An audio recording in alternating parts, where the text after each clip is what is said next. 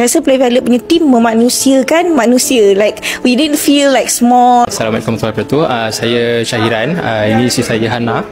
Kami berdua bekerja di sektor swasta. Nama anak saya Absyahida. Kelas di Smart Primary Play Violet Eco Majestic. Untuk perkembangan di Smart Primary, untuk for now kita boleh nampak dia dah start untuk 3M, menulis, mengira, membaca kan. Okay.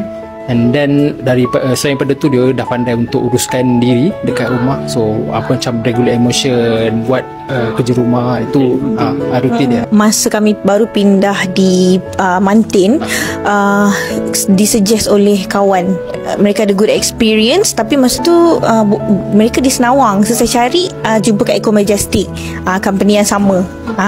Saya rasa yang paling penting yang kami rasa lepas masuk Play Violet is full holistic support lah. Apa-apa masalah boleh cakap dengan therapist, and mereka bagi strategies.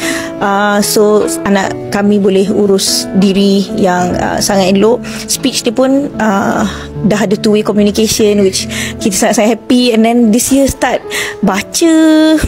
Jadi macam saya rasa because quality tu dijaga. Paling penting yang kami rasa sangat lega adalah kami rasa rasa Play Violet punya team memanusiakan manusia. Like we didn't feel like small or judged or anything like that. So we felt very honoured and dignified during all the activities. Pergi sports day pun rasa lega, and yelah, anak saya nangis ke, saya rasa lega, saya tak rasa risau.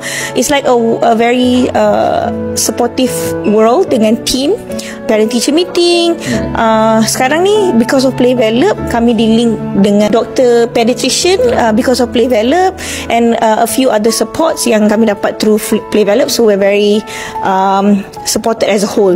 Dia satu community yang kita rasa dignified as parents.